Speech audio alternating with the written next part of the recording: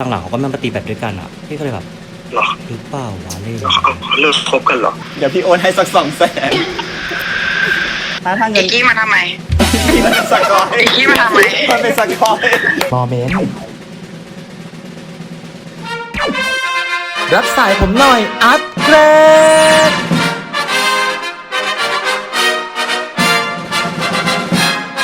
ฉันอยากลองเป็นเสือเผื่อจะได้เป็นเหยื่อที่น่ารักเธอหาซีรีส์ดูช่วงนี้ไม่มีใช่ไหมใช่จ้ะฉันมีเรื่องแนะนำตีนเต็มใจไงไม่รู้จักละสิมาเดี๋ยวพาไปดู แต่วันนี้ไม่ได้มาคนเดียวมากับรันไทเกอร์และก็เกมครับผมไม่ตอนนี้หันไปแสบตามากเลยแล้วไฟมันสปอนเพชรเข้าไปโอ้โหไม่ได้ดูสีผมตัวเองค่ะต้องมาแสบเนาะแม่วันนี้ทั้ง3คนคำถามเบสิกก่อนเลยรูปมือถืออันนี้ก่อนก็ได้อันนี้ตอนไปงานที่ฟิลิปปินส์ไปงานที่ฟิลิปปินส์ด้วยกันตอนนั้นเรามีงานไปต่างประเทศกันแล้วใช่เปิดนี่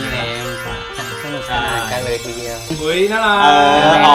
เรื่องนี้อะไรอ่ะเอาจริงป่ะในกองถ่ายหรอ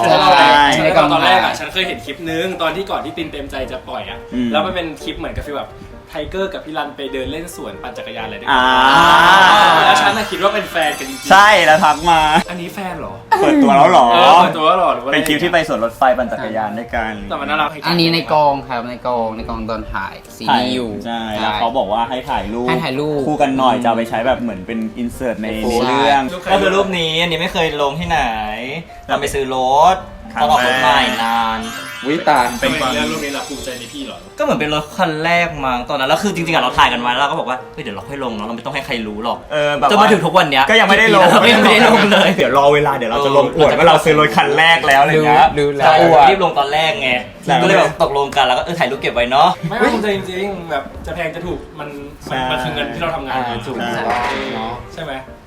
ไม่จะร้องไห้แฟนที่ใช้เรียกแฟนมีตัวเองแล้วก็มีเธออะไรเงี้ยครับใช่เบสิกใช่เบสิกเลยเรียกเธอมั้งไม่เคยมีแฟนอ่ะไม่รู้โอ้ยเรียกเธอก็น่าจะเธอแหละเรียกเธอที่เราไม่เคยมีแฟนจริงไม่เคยมี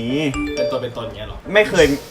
ไม่เคยมีที่คบเป็นแฟนอ่ะแต่ว่าคุยอะไรเงี้ยก็มีบ้างมันก็เบสิกมันก็เรียกชื่อป่ะเพื่อนแฟนหรอสมมติแฟนโทรมาก็ฮัลโหลเบอร์นี้เลยกูเลิกกับมึงเลยเอาความจริงเอายังไงออนอะยังไงออนหรือว่าไม่ค่อยหวานหรือว่าเรื่องที่ออนไม่อะก็อย่างเงี้ยก็จริงๆอะก็ปกติเลยอย่างนี้เลยก็เลยมาส่งผลจนทุกวันนี้ไงโหดสิบอกไปว่าถ้าเกิดจะมาคบได้ก็คือทักมาวันนี้แล้วเดี๋ยวตอบนี้เหมือนลูกค้าเลยแต่ผู้ชายไม่รอนะคะโดนไปแล้วจ้า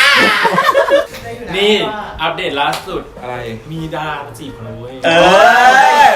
เป็นดาราช่องแบบช่อง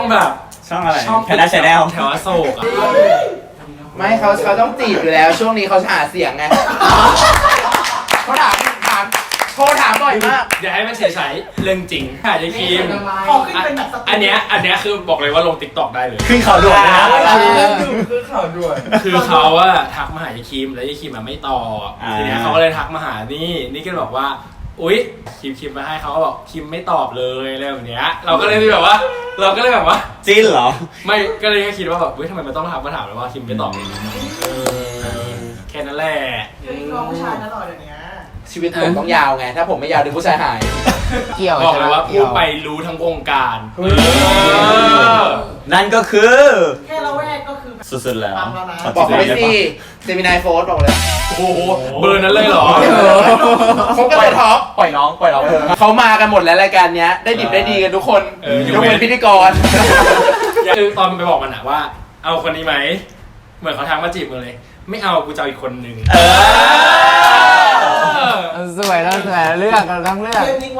กติการรับสายผมหน่อยอัปเกรดผู้เข้าแข่งขันต้องเลือกปลายสายที่สนิทที่สุดโทรหาบ่อยที่สุดตามโจทย์ที่ได้รับและทำให้ปลายสายพูดคีย์เวิร์ดบังคับออกมาให้ได้ห้ามบอกเพื่อนที่โทรไปว่าถ่ายรายการอยู่ห้ามพูดคำที่คล้ายคลึงกับคีย์เวิร์ดมากเกินไปและเกมนี้มีบทลงโทษนะครับไปโทรกันเลยยากเพราะว่าพี่ต๋องไม่เคยพูดสั้นๆไม่เคยปฏิเสธพี่ต๋องไม่เคยปฏิเสธเคไปอย่างเงี้ยโทรไปว่างอย่างนี้เลยฮัลโหลว่าไงจ๊ะ ทำอะไรอยู่ กำลังขึ้นเหนือจ้า ไปทำอะไรอ่ะ กลับบ้านสิลูก เธอจะกินไอ้นี่ปะกินขนมปะตอนกลับมา ขนมปังเลยนะ อยากกินขนมไหมตอนกลับมาฉันจะได้ซื้อไว้ ขนมอะไรวะ อยากกินไหมล่ะ ขนมอะไรบอกมาก่อน ถ้าไม่หวานหน้าพี่กินนะตอนนี้กำลังกับคุณก็น้ำตาลอยู่ มันเป็นขนมเปี๊ยะไส้ข้าวฝอยทอง ไข่เค็ม กินไหม เดี๋ยวชิมก็ได้โอเคเอามาไม่ต้องเยอะนะ เอา กินจริงเหรอมันหวานนะ มันหวานก็ไม่กินไง อะไรวะมึงก็รู้อยู่แล้วพี่ไม่กินขนมหวานลาด อะไรเนี่ย ยังไงดี กินไหม อะไรของมึงเนี่ย แล้วตอนนี้พี่ต่ออยู่ในรายการรับสายผมหน่อย สวัสดีครับสวัสดีครับ ฮัลโหล ก็ว่าอยู่มาถามเรื่องขนมอะไรงง พี่ต่อคำมันง่ายมากทำไมพี่ต่อไม่พูด พี่ต่องรู้ไหมว่าตอนนี้ผมพี่รันเหมือนขนมเปี๊ยะ เมื่อเป็นไฟทองอยู่บนหัว เขาจะไปรู้เหรอปกติมันก็ไม่เคย มันรู้อยู่แล้วว่าต่อไม่กินขนม ใช่ ก็เลยจะให้ตอบว่าไม่เอาพอรู้ว่าไม่กินขนม แล้วพี่ต่อมกินอะไรบ้างอะคะ กินทุกอย่างครับ กินหนูไหมคะ ต่องไปเหนือไปทำอะไรอะครับกลับบ้านนะครับ กลับบ้านครับ พี่ต่องคนจังหวัดอะไรครับ เป็นคนน่านนะครับ ถ้าสถานที่ที่เด็ดที่สุด ที่จะไปตามรอยพี่ต่องที่น่านต้องไปที่ไหนพี่ต่อง บ้านพี่เขาแหละเฮ้ยล้อเล่น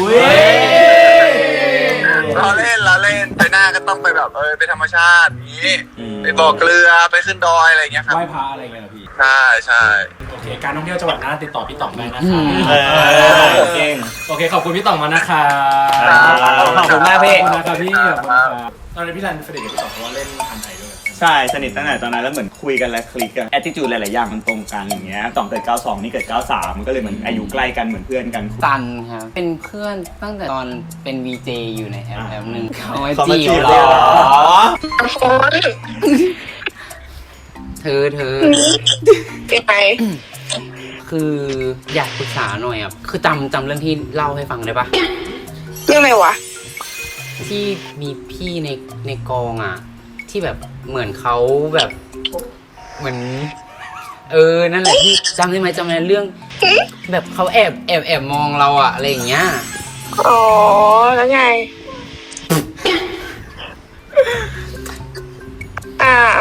ขนาดนั้นก็น่าจะมีใจอะมั้ง เธอคิดว่ามันแปลกๆป่ะฉันว่ามันแปลกนะ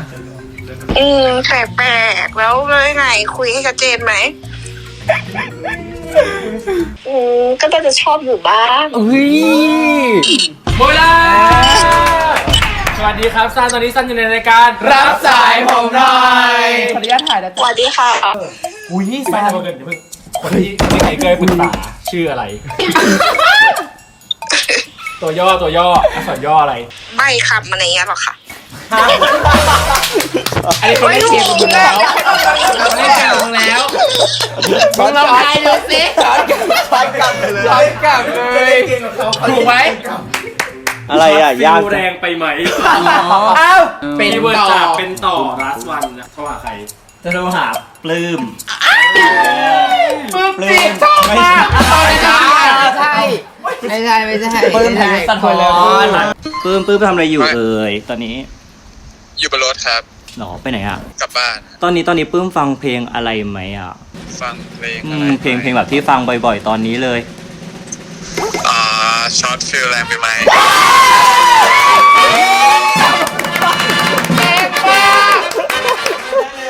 ง่ายจังค่ะ ง่ายปะ ไม่ได้พูดอะไรเลยแค่ถามว่าฟังเพลงอะไรบ้างตอนนี้ทุกคน ปลื้มอยู่ในรายการรับสายผมหน่อยนะ สวัส แบบ ดี ไม่ ค จิ้นเลย รั นะ บ ปลื้มที่ถามแบบไม่จิ้นเลยนะ ชอบเพลงหรือชอบนักร้องเราเล่นแซวลูกชายไปไหนอยู่ลูกตอนนี้ลูก กลับบ้าน ผมกำลังกลับบ้านครับ อยากไปออกบ้านเลยครับ เดี๋ยวขอไปออกด้วยนะครับ จะมาเมื่อไหร่อ่ะลูกอันนี้เปิดถ่ายไปถึงไหนแล้วครับ ต้องใช้คำว่าเร็วๆนี้ครับผมใช่เร็วๆนี้อีกเรื่องหนึ่งคือ second chance ครับ ชื่อน่าสนใจ ใช่ จังหวัดจะรักเหรอ ใช่ ใช่ป่ะชื่อเรื่องนี้ป่ะเป็นกระแสใช่ป่ะปลื้มคิดว่าในนักแสดงช่องวันคนหนึ่ง อะไรนะครับ หรือว่าแบบตอนเนี้ยมันมีข่าวแซบเบยว่ามันมีนักแสดงคนหนึ่งมาชอบคิมอยู่ตึกยานาโซ อ๋อ ถ้าถือว่าต้องเป็น แส แบ ด บ ง หนึ่ง ย่าน คน อโศกชอบพี่คิมเหรอ ใช่ ถ้าแบบมี1 คนอ่ะ คิดว่าเป็นใคร คิดว่าเป็นใคร มันเป็นผมเองได้ไหมล่ะ จะเอาเรื่องจริงมาพูดอารมณ์เก่งนะ ได้นะโอเคเจริญนะลูกนะ ขอบคุณนะขอบคุณนะ ชอบฟิลได้ไปไหมจะไปกับใครได้ไงแล้วฉันและเธอลัดวงจรหัวใจเลยร้องอย่างนี้หรือเปล่านะ โอเคได้แล้ว เดี๋ยวส่งไปให้ฟัง ฟังบ่อยเหรอฟังบ่อยจริงแปลว่าฟังบ่อยจริงโอเคแต่เมื่อกี้เห็นนะเป็นต่อมาถ่ายรายการแล้ววิดีโอคอลกันน่ะนิดหน่อย อุ๊ย เอ้า อะไรครับ อันนี้ข่าวจากไหนครับเนี่ย เอ้ย ข่าวจากวันบันเทิงค่ะ ขอโทษจ้ะบ้านฉันมีกล้องวงจรปิดเนาะรอเล่นไปโอเคไปเถอะลูกไปทำงานเนาะรายการนี้มันน่ากลัวเจริญนะลูกนะสวัสดีครับ จ้าคิดถึงจ้า มีใครน่ารักแล้วจากรายการ ไม่ได้นี่คือแบบพูด ไม่แต่ เร็ว แล้ว มาก แบบตอบได้ไงแบบ ส่งไปถูก ไม่ ค แต่ว่าน จริงๆอ่ะอาจจะเพราะว่าฟังจริงๆเพราะว่ามีช่วงนี้วิดีโอคอลคุยแล้วแบบร้องกันจริงๆใช่ป่ะ ใช่ มันเป็นเพลงสุดท้ายที่อยู่ในหัวก็เลย ต้นละกันถอดหลังต้น ต้นสลัน ต้นสลัน ต้นสลันแต่ต้นหล่อจริง ฮัลโหล ครับ น้องทำอะไรอยู่อ่ะ ผมอยู่สตาร์บัคครับผม เอาเหรอว่างปะช่วงนี้แกมีวันไหนว่างปะไปตีแบดไหม ผมก็ว่างตลอดนะครับช่วงนี้แต่ว่าสงกรานต์เขาจะเปิดอ่ะ สงกรารไม่แน่ใจว่ะนี่วันนี้ว่างปะ วันนี้เหรอครับ อืม วันนี้ผมมีไปเล่นบาส เอาเหรออยากตีแบดวันเนี้ยไอ้วันนั้นพวกแก๊งตีแบดมันก็บอกอยากตี อ๋อ งั้นหลังสองทุ่มได้ไหมอะ 2 ทุ่มหมอพวกมันจะไม่ทันเลยดิมันมันนัด6 โมงแกนัดเพื่อนไว้ตอน6 โมงปะ ผมว่าผมไปตีไม่ใช่ตีไปเล่นบาส5 โมงครึ่งแต่ว่าแล้วแต่ได้หมดถ้านัดแล้วก็เดี๋ยวเลื่อนได้ครับ ไม่แต่ว่ากำลังรอเดี๋ยวบอกอีกทีพอดีแบบกำลังรอตกลงกันอยู่เพราะพวกเด็กๆมันก็ไม่ได้ว่างตลอดไง ได้ครับงั้นเดี๋ยวสแตนบายไว้ อ๋อหรือแล้วถ้าสมมติตอนนี้เลยอ่ะไม่ทันไหม แบบเป็นยังไงครับขอดูเวลา3:30ไงไปทัน ผมนี่อยู่รัชโยธินอยู่เลยครับพี่ อ๋อ คุยงานกับเพื่อน งั้นเดี๋ยวไปหาสนามแถวรัชโยธินปะ แต่ได้อันนี้นะเสนาแต่ผมไม่มีของอ่ะพี่มี อ๋อเดี๋ยวเอาไปให้ใช่ไหมอยากให้พวกให้น้องโอ๋น้องอ่านเอาไปให้แบบแบกไปด้วย กินขนมเปี๊ยะไหม อะไรนะ กินขนมเปี๊ยะไหมต้นช่วยพี่ด้วย ขนมเปี๊ยะเหรอ ต้นช่วยพี่ด้วยกินขนมเปี๊ยะไหม ครับ สวัสดีครับอันนี้พี่ต้นอยู่ในรายการ รับสายผมหน่อย อ๋อโอเค เมื่อกี้ไม่ได้ชวนจริงนะ อ๋อโอเคครับก็นึกว่าชวนจริงผมก็เห็นพี่รันขอมาขนาดนี้แล้ว ขอบคุณพี่ต้นมากนะครับพี่ต้น ได้ครับผม ได้ครับ ขอบ โช คุ ค ณ ดี ค มี รับ ชัยเจริญพรสาธุนะครับ อะไรนะครับ โชคดีมีชายเจริญพรสาธุ อ๋อสาธุฮะแฮปปี้สงกรานต์แน่ครับผม ที่น้องบอกอย่าเล่นบาสเสร็จรอหลังเล่นบาสได้ไหมอย่างเงี้ย มีแรงต่ออีก ใช่ปะวันนั้นมีครั้งหนึ่งน้องเล่นบาสเสร็จแล้วก็มาตีแบดเสร็จแล้วก็ไปเล่นบาสกับเพื่อนต่อน้องชอบออกกำลังกาย ถ้าเป็นเหมือนกับเรามันก็จะเป็นฟิลอย่างไงกินชาบูเสร็จแล้วก็ไปเซเว่นต่อเซเว่นต่อแล้วก็สั่งไลน์มาเห็นมากินต่ออะไรเงี้ยถ้าเป็นแบบเราอ่ะ เสียงแปลกๆได้ยินปะ ได้ยินพี่ได้ยินผมปะ ทำอะไรอยู่อ่ะ กำลังขับรถไปซ้อมมวยพี่ว่าไง น้องมวยที่ไหน ที่เชียงใหม่ ลงว่าแบบพี่ปกติปะ ไม่ปกติ แล้วมันไม่ปกติอะไรเป็นอะไรอ่ะ พี่เมาตุ๋ยใช่ไหม เออ ดูทรงก็รู้ ไอ้ลงคิดว่าพี่แบบเต็มไหม ไม่เต็ม แบบนี้แบบ ไม่คือก่อนหน้านี้ก็ไม่เต็มมีอะไรพี่สรุป นี่จะถึงยังไงลุง อย่าขับไปเรื่อยๆพี่ มันยังไง มันแบบว่ามันแบบพี่ใหญ่ อันนี้น้องหลงพูดนะ ลองแต่น้องหนูเรียนเรื่องอะไร การหนักเลยต่ำ2 หลุมอ่ะ โอ้ยล่ะ สวัสดีครับ รายการเหรอ พระยาถ่ายนะ โอ้ จ๊ะ โห ครับ พี่โร แล้ว ลี ด่าไปยับเลยนะเมื่อกี้ หรือว่าเมื่อกี้เสียงปกติเหรอเราคุยกัน เงียบเลยอ่ะ เราคุยกันภาษานี้อยู่แล้ว ชื่อเรื่องเลิฟซินโดรมแล้วก็โคตรโหดอย่างมึงครับ อยากดูอยู่นะแต่ว่ายังไม่เลย ยังไม่ดูอีกเหรอจะจบแล้วนะ มีแล้วนะมีแล้วนะ มีเลยเหรอ ส่งรีมาดูด้วยปะล่ะเดี๋ยวดู โอ้โหรู้เลยซัพพอร์ตกันมากเลยอ่ะขอบคุณมากเลยซึ้งว่ะ ไม่เดี๋ยวพี่ช่วยแชร์อยู่นะบนทวิตเตอร์นะโอเคครับขอบคุณนะครับลูก ขอบคุณนะ ครับขอบคุณครับ สวัสดีครับบ๊ายบายจ้าน่าเป็นคนตลกนะ เอาจริงน่าจะไปเล่นหนังแบบเซนคอมเมดี้อ่ะ ตลกมากไปดูตีนเต็มใจในตีนเต็มใจตล บอก ล มา ผู้จัด ก ใครเห็นศักยภาพเอาไปเล่นหนัง ใช่ก็คือพวกเราด้วยนะ อันนี้ขายตรงๆเลย มี 5 คนนะ มี 5 พวกเรา 5 คนนะขาย5 คน ฉันต้องมีคิมตลอดแพ็กฉันนะ เอาเชียร์กันดี ไม่ขายแยกอยู่แล้ว ไม่รับงานคู่เป็นพระเอก พระเอก อะไรนะ นางเอก พระเอก เฮ้ยผมยาวไง โอเค เจอกันเรื่องหน้า เธอเต็มใจ เราต้องไม่เล่นแล้วเรื่องนี้เล่นด้วยกัน โอเคไหมจับมือไว้แล้วกอดคอไว้ด้วยกัน ว่าไงครับพี่เกม ทำอะไรอยู่อ่ะ ทำหน้ายู ทำหน้าอยู่เหรอที่คลินิกเหรอ จ้า เสียกี่โมงอ่ะ ประมาณ4-5 โมงมั้ง 4-5 โมงเหรอพอดีแบบมีเรื่องแบบจะมาปรึกษานิดหน่อยอ่ะ เรื่องอะไรเหรอ เหรอ อันนี้คือต้องแอบคุยเหรอหรือยังไง เปล่า อันนี้คือทำทีมเมนต์เหร น อ อนอยู่เฉยๆเดี๋ยว อ๋อ อ้าวยังไม่มีคนอยู่ในห้องคุยได้ อ๋อโอเคพอดีแบบมีเรื่องแบบเครียดนิดๆหน่อยๆอ่ะแบบว่าไม่รู้ว่ายังไงดีอืม ด้านไหน เรียกว่าได้คนคนหนึ่งอ่ะแบบว่าเขาช่วงนี้แบบเขาแปลกๆอ่ะเขาชอบแบบทักมาอะไรอย่างเงี้ยแล้วพอดีแบบว่าเหมือนเห็นเคยแบบลงIGกับเขาด้วยนะ ใครหมายถึงใครอ่ะ คนนั้นน่ะที่เพิ่งลงIGไปอ่ะแต่ว่าแบบมันแบบมันคือยังไม่อยากจะไปพูดชื่อเขาแต่แบบก็เลยแบบเขาทักมาบ่อยๆอย่างเงี้ยคือแบบมันยังไงหรอทำไมเขาถึงทักมาหาพี่บ่อยขนาดนั้นเลยอ่ะเช้าก็ทักมาแบบกินข้าวอะไรก็ทักมาตลอดเลยแล้วก็ก่อนนอนเขาก็ยังแบบฝันดีนะอะไรอย่างเงี้ย มีคนมาจีบเหรอจ๊ะใช่ไหม โอเคสวัสดีในรายการเราใส่ผมหน่อยนะคะ สวัสดีนะครับลูก ขอบคุณมาก เก่งจังวะ สวัสดีครับลูก อ่านช็อกไปยัง ช็อกไปแล้วช็อกก็เสียงกรี๊ด อันบอกพูดดังไม่ได้ ได้ยินคนหัวเราะข้างหลังก็รู้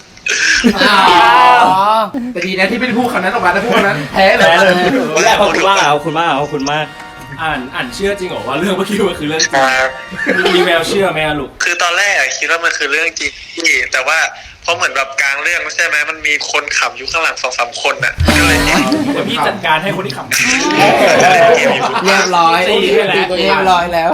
พี่ตีมันให้แล้ว เก่งมาก อันพูดถูกปะเมื่อกี้ ถูก เลิศ ได้คะแนน ทำให้พี่เกมได้คะแนนเก่งมากเก่งที่สุดในโลกรักมาก สุด มาก ยอด เดี๋ยวพี่เกมเลี้ยงข้าว เมื่อไรจะมารับสายผมหน่อยบ้างอะครับ โอ้ยอันอยากมา เอาว่าสกาย2เป็นยังไงบ้าง เราสลับกับใครหรือเปล่า อุ้ยทิ้งจบทางแล้วไม่ได้ขอบคุณนะ ขอบคุณนะครับลูกรบกวนนิดนึง เราดูหน้าตอนออกมานะ ฉันก็สิวเฉย อ่านเป็นแบบนี้น้องน่ารักแบบนี้เลย เป็นน้องที่น่ารักมากๆแบบคุยอะไรก็ได้ ก็คือใช่คุยน้องก็จะคุยแบบนี้เลยเป็นน้องน่ารัก ได้แล้วน้องจำฉันได้แล้วน้องจำฉันได้แล้ว อ๋อจริงเหรอน้องเขาจำเธอได้แล้วเหรอเดี๋ยวนี้เด็กเจมคือจำเธอได้ทุกคนเลยนะล่าสุดไปถ่ายกับฟอร์ดบุ๊กมาน้องเดินเข้ามา ผมจำพี่ได้นะคะ ดังไงนะวันนั้นแอบไปดูหนังก่อนแล้วก็เจอกันก่อนที่จะมาถ่ายรายการก็จำได้ มีกันไหมอ่ะใน คนเขาจำเขาได้หมดแหละเอาจริงพี่ที่เจอพี่จำได้ไหมล่ะแบบเนี้ย มีใครจะจำไม่ได้หรอ สาบานว่าจำไม่ได้ว่าพี่เจอแบบเนี้ยจำได้ไหม พี่ชมใช่ไหมอ่ะ โทรหาน้องฟอร์ดแล้วกันไหม น้อง เอ โฟ อน น้องฟอร์ดตะวันรู้เลยเมนใคร แล้วไทเกอร์ล่ะครับใคร น้องโยชิครับ โยชิ มิลดาเธอมันแย่มิลดาเธอทำอย่างนี้ไม่ได้ มันเลิศ โยชิเธอมันเลิศโอ้ แต่โยชิสวยจริงแบบสวยมาก โทรหาน้องป๋อ ว้าวขอคุยเองนะขอคุยเองฮัลโหลลานดันดันดันดันดันดันชื่ออะไรชื่อ เขาจะใช้อะไรนะจะทำแข่งโอ้ยทำแข่งแล้วสนจริงด้วยเนี่ยวันและรอบนี้นะครับชื่อรอบว่าสลับสาย ได้ดูแล้วได้คุยแล้วทำไปเล่น แรงมา เราให้ ก สลับสายคุยกันนะครับ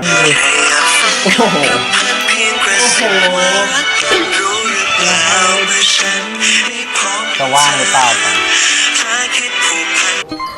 ฮัลโหลฟอร์ดพี่รันนะ อะไรนะ พี่รัน อ๋อใช่ ใช่ว่างอยู่เปล่า ว่าง คุยได้ใช่ไหมครับ ใช่ พอดีพี่เกมอยากคุยด้วย มีเรื่องจะคุยด้วย ฮัลโหล ฮัลโหลฟอร์ดเรียนปะเนี่ย ว่า ไม่เรียนหรอ ไม่เรียนทำกันบ้านอยู่บ้าน อุ้ยทำกันบ้านอยู่บ้านด้วยเหรอ ไปตีแบดนะ วันไหนอ่ะ วันไหนว่างวันไหน อินนี้ได้อยู่ อุ้ย ทีนี้ได้อยู่เหรอ ได้ ได้ไปกินหมูกระทะ จะได้ไปกินหมด เดี๋ยวได้ไปกินหมูกระทะกันต่อ หรอไปสิวันไหน วันนี้เหรอ วันนี้ได้ปะ วันนี้ไม่รู้ว่าจะออกจากบ้านไหมอ่ะ อ่า พรุ่งนี้หรือวัน13ใด อ่านแล้วพี่มีเรื่องสงสัยไม่ใช่ฟอร์ดฟอร์ดพี่มีเรื่องสงสัยอ่ะ ๆว่า คือไอโอ๋อ่ะ พี่โอทำไม เหมือนพี่เห็นมันดราม่าปะใช่ไหม เหรอ ในไอ ทำไม จีอ่ะฟอร์ดเห็นปะ ในไหน ในส สต ต อ อ รี่ รี่ เหรอ จีอ่ะฟอร์ดเห็นไหมช่วงที่ผ่านมา ไม่เห็นเลยอ่ะ ดูก่อน แต่เห็นเขาเที่ยวอยู่ปะ แต่มันหลายวันมาแล้วว่าหรอเขาเป็นไรมากปะ เขาดราม่าเหมือนดราม่าแบบไม่รู้แบบนั่นเรื่องแฟนหรือเปล่าหรือเรื่องคนคุยอะไรอย่างเงี้ย อ๋อเหรอ พี่ก็เลยสงสัยว่า เอ๊ะใครอะไรอย่างเงี้ยแล้วแบบฟอร์ดพอจะรู้ปะ ไม่รู้สิพี่โอเหรอ ไม่เคยเห็นเลยว่าเขามีคุยกับใคร มันจะเป็นในแกงตีแบดปะ บ้าไม่น่าใช่นะ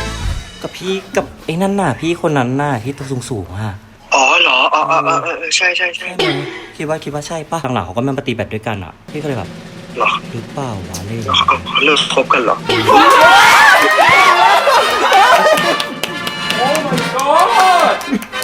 ฮะเอ้า น้องฟอร์ดอยู่ในรายการ รับสายผมหน่อย รู้แล้วโอเครู้แล้ว ปอดเชื่อพี่ไปที่พี่พูดไปทั้งหมด ก็เชื่ออยู่นิดนึงแต่เหมือนเห็นผ่านๆเลยอะถ้าไม่ชัวร์ คือมันมีข้อมูลอยู่ เป็นข้อมูลจาก มันมีความจริงอยู่ มันมีความ มันมีความจริงอยู่ประมาณ 1% แล้วเราแต่งเองตังกิด นี่เกมถึงขนาดนี้คุณยิงแอดรูปนั้นไปถึงเครื่องฟอร์ดเลยนะเพื่อที่จะเล่นเกมเปิดดู ใช่กำลังหาอยู่ว่าแปลกๆนะมันเขาใช่หรือเปล่ากำลังเข้าเป็น2 IG เลย เป็นไงล่ะทำงานกันเป็นทีมเวอร์ ฟอร์ดแกรู้ป่าวว่าเกมคือตอนนี้คือเล่นได้3 สายถูกหมดเลย ถูกหมดเลยอ่ะ จริงเหรอ จริง เก่งเกินนะผมไม่ได้คะแนนเลย ก่อนหน้าพี่เกมโทรหาพี่อั๋นก็ถูกจ้า จริงเหรอ ใช่ แล้วในขณะที่พี่รันไม่ถูกเลยสักสายหนึ่ง ตายฮะ แต่พี่ ฟอร์ดตอนนี้ทำอะไรอยู่อะครับลูก ทำกันบ้านอยู่บ้านฮะ ทำกันบ้านอยู่บ้านจริงทำกันบ้านกันน่ารัก โอ้ ทำกันบ้านน่ารักโอเคอ่ะพี่ฟอร์ดลูกสัก1 บทเพลงฟอร์ดได้ไหมแบบ หรอ ขอสักเพลงหนึ่งสดๆให้ฟังให้พี่ฟังได้ไหม ขอเพลงพรุ่งนี้ได้ไหม ให้ฟังหน่อย ที่ยังมีพรุ่งนี้ให้เธอได้พบและใช้เช็ดน้ำตาพรุ่งนี้ยังมีให้เราได้ไขว่คว้าหัวใจฟอร์ด พูดให้แฟนคลับชื่นใจหน่อยสิผลงานเร็วๆนี้เราจะได้แบบเห็นฟอร์ดอะไรยังไงที่ไหนบ้างได้เห็นจากเอาเวอร์สกาย เอาเวอร์สกายเอาเวอร์สกายไงเอาเวอร์สกาย แล้วหลังจากเอาเวอร์สกายล่ะเป็นยังไงบ้างน้องฟอร์ด อุ้ยก็บอกไม่ได้ ซูนเร็วๆรอติดตาม แต่มีใช่ไหมแต่น่าจะมีใช่ไหมลูก มีครับ แต่ว่าฟอร์ดทำการบ้านตลอดเนาะตอนมาถ่ายกับพี่ก็นั่งทำการบ้าน ใช่เรียน มันงาน เพราะเราไม่ค่อยเข้าเรียนเราก็ต้องทำกันบ้าน แทน ได้เรียนหนักเนอะโอเคครับขอบคุณมากนะครับลูก ขอบคุณนะ ได้ครับผมมากนะครับบ๊ายบายเก๋บ๊ายบาย ไว้คุยกันครับ เจอกันบ๊ายบายไว้นัดกินข้าวนะ ได้ ตีกันไปคิดก่อน ไปเดี๋ยวไปกับเขาด้วยเหรอ ตอบเร็วสุดบุกรีบลงมาเลย มีอะไรด้วย เกือบได้ไปแล้ว ไม่แต่ว่าร้านอาหารที่น้องแนะนำอ่ะอร่อยจริงๆ ใช่อร่อยทุกร้าน แล้วที่ ใช่ ชื่ออะไรนะผู้พัน ผู้พัน อร่อยจริง ไปลองกินอุ้ยแต่น้ำตาไหล ฮัลโหลค่ะ โยชิพี่ไทโก้นะ ค่ะได้ยินไหมคะ หนูว่างไหม หนูมาเดินดูน้องหมาอยู่ที่จตุจักรค่ะ พี่รันจะคุยด้วย ได้อ่ะเล่าเลย ซื้อหมาอยู่เหรอ ใช่มาเดินดูมาจตุจักรไงก็มาเดินเล่นเดินไหล ฝากซื้อของหน่อยได้ป่ะ เอา อยาก เอาอะไร แบบอยากฝากซื้อหมาหน่อย เอาดี อะไรเดียวชิสุ ๆชีสูหรอ มีไหม ไม่เห็นเลยมีแต่ปอมไม่มีใครเขาเรียกชีสูนะ หรอเลี้ยงปอมเหรอ มีน้อยมากชีสูที่นี่แปลกแปลก แปลกแต่ยังไม่สงสัยไม่แปลกไม่ลองดูว่าเท่าไหร่เดี๋ยวพี่โอนเงินให้เท่าไหร่อะไรเงี้ย ชีสูหรอ ปอมก็ได้อะไรก็ได้หนูจะเจอพันธุ์อะไรวะ เอาสีอะไร สีขาว ตัวผู้ตัวเมีย ตัวผู้ครับ ตัวผู้โอเคค่ะ แล้วเดี๋ยวพี่โอนเงินไปให้ เดี๋ยวพี่โอนให้สัก200,000พอปะถ้าเงิ อี น กกี้มาทำไม พี่มันเป็นสกอย อีกกี้มาทำไม มันเป็นสกอย เห็นไหมล่ะ ถ้าพี่โอนเกินหนูต้องทำไงต่อ ก็โอนคืนค่ะ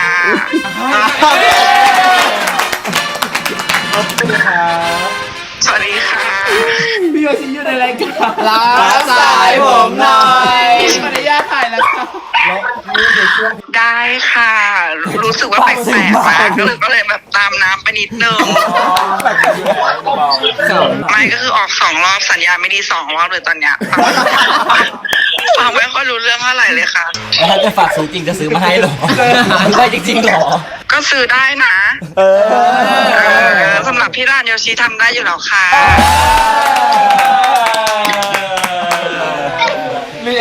มีระดับเลยวันนี้เลิศเรามีมิติการฝากซื้อหมาแล้วไม่เห็นหน้าตาด้วย มันได้ออกกันขนาดนี้ แกก็แรงเกินอุ้ยยากนะยากนะใช่ปอกนะพูด ชูก้ารุนไม่ใช่ อันนั้นรู้จักอันนั้น นี่คนนี้เขาเก่งนะทางนี้ มาแล้วหรอ ฮัลโหลป๋อ ครับฮัลโหลครับ ทำอะไรอ่ะ อ๋อปอเพิ่งมาโรงแรม อ๋อ คุยได้ปะ ได้ พอดีมีเพื่อนจะคุยด้วยแป๊บนึงอ่ะ เดี๋ยวคุยกับเพื่อนเปียกแป๊บนึงได้ปะ ครับ โอเค ทำอะไรเขาว่าสวัสดีครับ ครับสวัสดีครับ ชื่อไทเกอร์นะ ครับ คือ แบบชอบมากเลยอ่ะ ครับขอบคุณครับ คืออยากเจอตัวจริงอ่ะ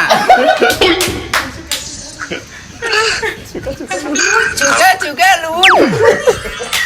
หัวใจของเธออ่ะมอบให้ฉันได้ไหม อะไรอ่ะครับได้ครับ มีวายมีชูก้ารุน อ่ะหมดเวลา สวัสดีครับพี่ปอ สวัสดีครับตอนนี้พี่ป๋ออยู่ในรายการรับฟังผมหน่อยครับผม ขออนุญาตได้ขอนะคะ คอมเมนต์ก่อนเข้านอนครับพี่ป๋อ อ๋อสวัสดีครับ สวัสดีครับพี่ป๋อฝากเพลงหน่อยไหมชูก้าลูน ฟังเพลงครับก้าแต่ว่าไม่มีรูนนะครับ ไม่มีรู ลองโชว์สักท่อนได้ไหม Baby, could you please give me a chance? Pity on me. Oh yeah yeah.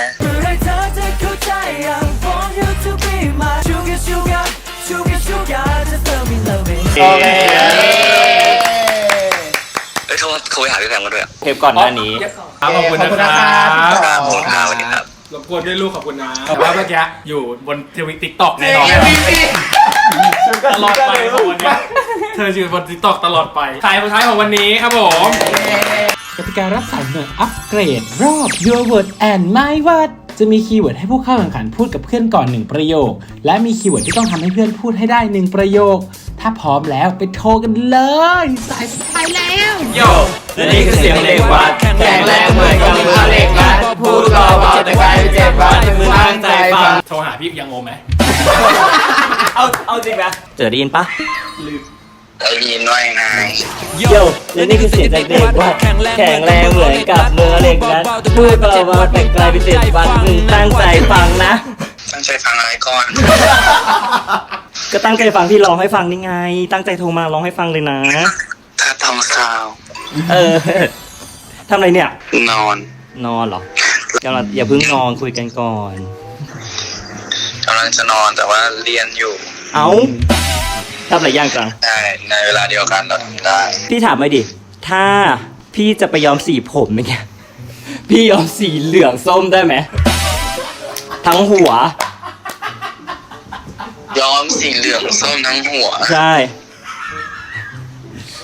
ถ้าเกิดพี่ชอบมาแล้วมันจะเป็นยังไงหรอ ย้อมทำไมอ่ะ แต่ว่าอยากเปลี่ยนลุคไง ใช่ย้อมทำไม เอาสีอื่นไหมลองเปลี่ยนสีอื่น ทำไมอะสีนี้มันทำไมอะ สีนี้มันแปลกๆอ่ะ หรอ หรอ มันไม่ดีหรอ เอาดี ไม่หรอกมันอาจจะเข้ากับบางคนไง อ๋อแต่มันไม่เข้ากับพี่ใช่ไหม ใช่ ถ้ามันไม่เข้ากับพี่แล้วมันยังไงอะ มันยังไงอ่ะ มันพี่เป็นไรอ่ะ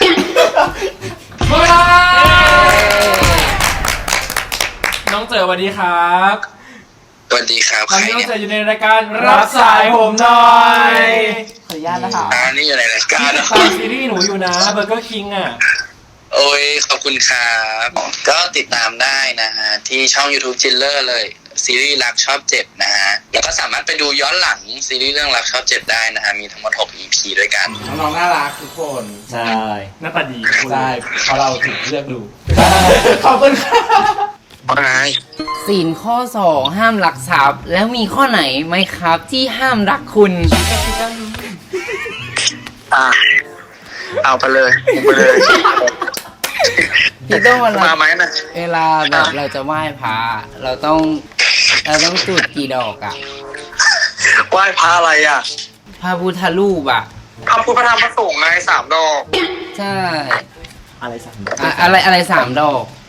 ไหว้พระ3 ดอกพระพุทธพระธรรมพระสงฆ์ ต้องจุดอะไรนะ 3 ดอกพระพุทธพระธรรมพระสงฆ์ จุดอะไรกี่ดอกอะ ทูบ3 ดอก อะไรอ่ะ ตอนนี้พี่ต้นอยู่ในรายการ รับสายผมหน่อย